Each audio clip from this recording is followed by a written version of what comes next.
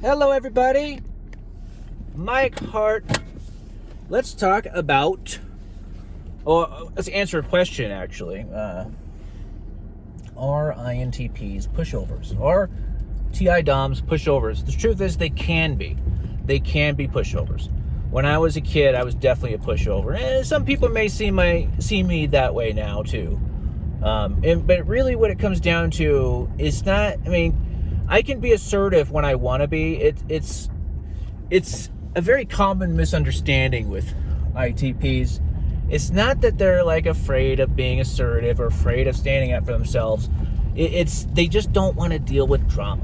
Generally speaking, TI DOMs, they want to keep their life simple and relaxed and easygoing. They don't want other people's emotions. So TI DOMs hate other people's emotions. They hate their anger. They hate they just don't like emotions. It freaks TI DOMs out, okay? They don't like dealing with that kind of stuff. That's why they oftentimes don't want to be in like a supervisory role, because they have to deal with everyone's freaking issues and all their emotions and all their problems.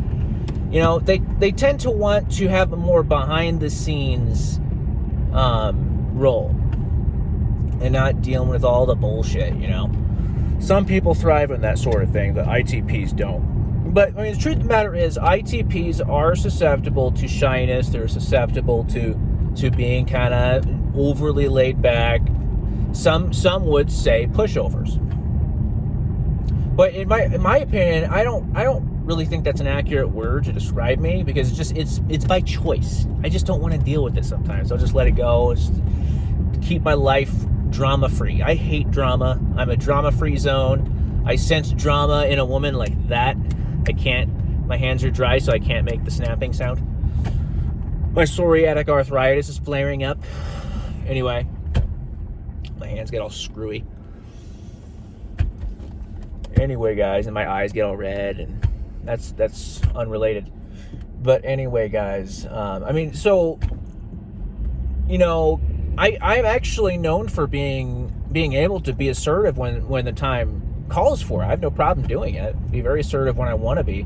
It's almost like I just don't feel like it sometimes, I just don't want to deal with shit, And so, I guess I can understand why people would interpret that as timid, but I don't think I am at all. I don't think I'm timid. I think I want to remain in this sort of relaxed state so I can continue my work. So INTPs are always working. They're always working. If they're standing at a checkout line, they're working. If they're working a 9 to 5, they're working somewhere else. They're somewhere else in their head at the same time they're doing the job, working.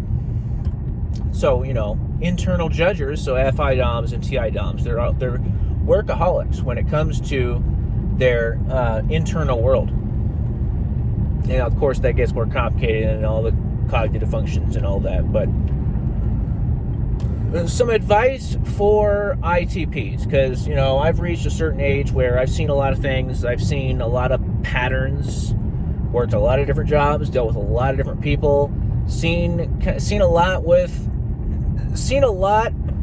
of what the world will throw at you, and I mean a lot.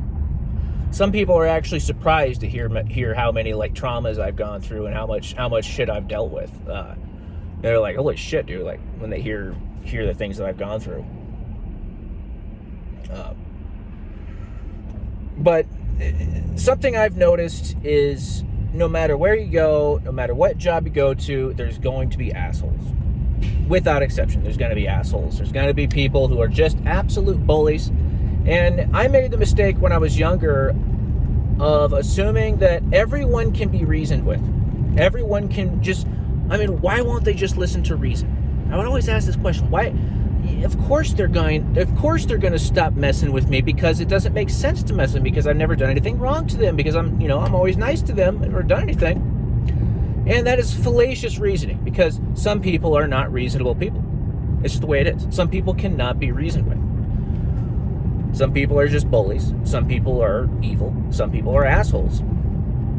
Some people want to hurt you. Some people want to sabotage you.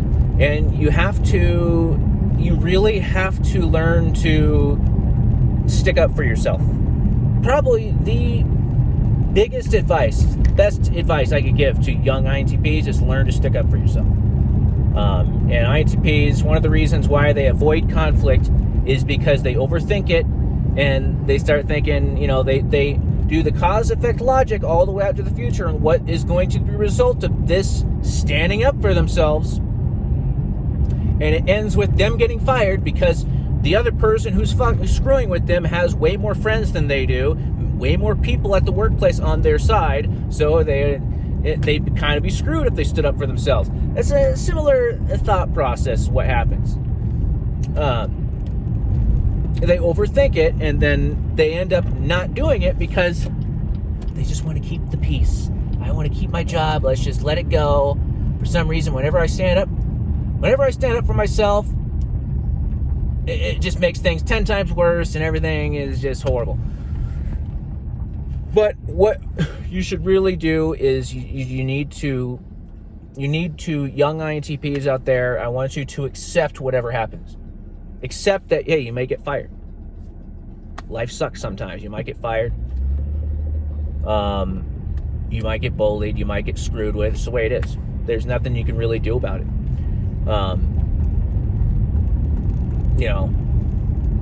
Anyway, guys.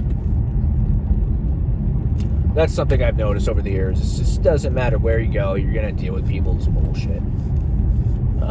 No matter what. Don't get into your head that, eventually I'm going to find the perfect workplace and everyone's going to be nice to me. It doesn't work that way.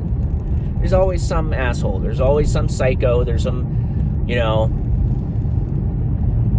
and of course, the really popular extroverted people usually don't have to have much to worry about because they have their big group on their side. They have nothing to worry about. One of the reasons they become bullies, they bully the loners because they have all this power. They love using that power.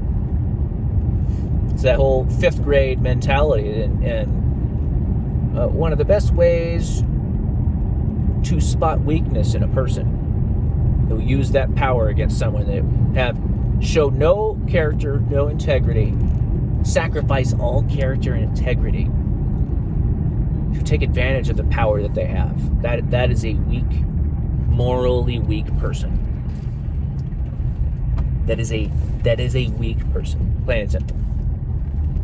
There's this myth in a modern world that, the strong survive. Yeah, it's true that the strong survive. But who's stronger? Who is stronger between someone who has the balls to stick up for someone and someone who doesn't? Uses their power against someone else because it's easy. That doesn't sound very strong to me. That sounds kind of pathetic. Not only that, the whole strong survive idea is assuming that our survival has meaning. What's the meaning in our survival? Do we get some sort of reward for being strong in this world? 100 years from now, you're going to be dust. You're going to be dust. You're going to be nothing. You're going to be 6 feet under the ground. You're going to be feeding the plants and the trees. What's it going to mean then? After you used your power to stomp on people, what's it going to mean?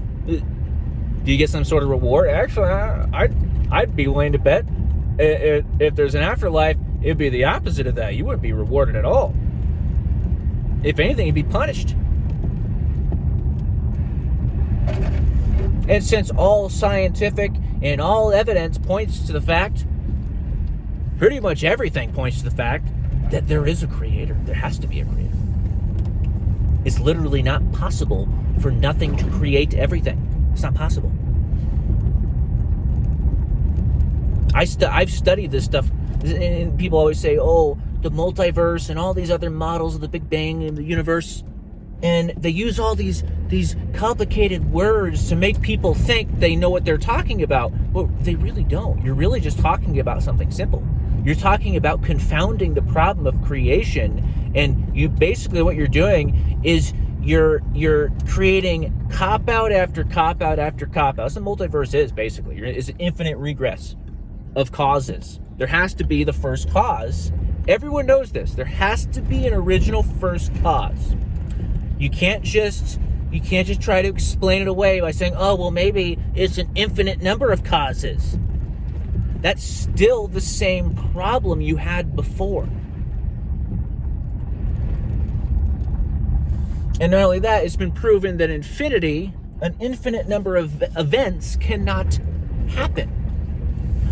And people confound mathematical infinity, which does exist, with actual infinity, which doesn't exist. Actual infinity is not possible. The infinity, the mathematical infinity that is actual, it is real, is that you can always add one more. That type of infinity is real, that exists. Actual infinities do not exist. They're impossible, logically impossible. Because if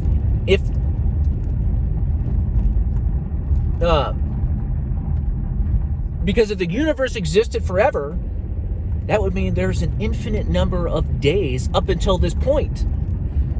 But we're here right now. It's not infinite because we're still going. Therefore, it couldn't have been an infinite number of days in the past. It's not possible. Anyway, I got off on a big tangent here, guys. Sorry about that. Anyway, stick up for yourselves, INTPs. And you other types out there, stop assuming that certain personality types are pushovers. Oftentimes these people find out the hard way. You push these people too far, and they're not so much pushovers after, you push them too far. And, people pretty quickly find out that they're not. Anyway, guys, INTPs, learn to stick up for yourselves. This is probably one of the most beneficial things you could learn. Take baby steps. If you're too scared to do something, people are used to you being very easygoing. If you all of a sudden start sticking up for yourself, it can be kind of a shock and actually make things worse at first. So maybe, practice with baby steps, little things here and there, just little things, Like I don't appreciate you talking to me that way. You can say something like that. It doesn't have to be, you can work on the way you say things. Anyway, guys, hit the like button. It really helps me out. Comment below. Same thing. I really appreciate it. Appreciate you guys watching me, even though I'm a, pushover INTP. Appreciate you guys watching me. See you guys later.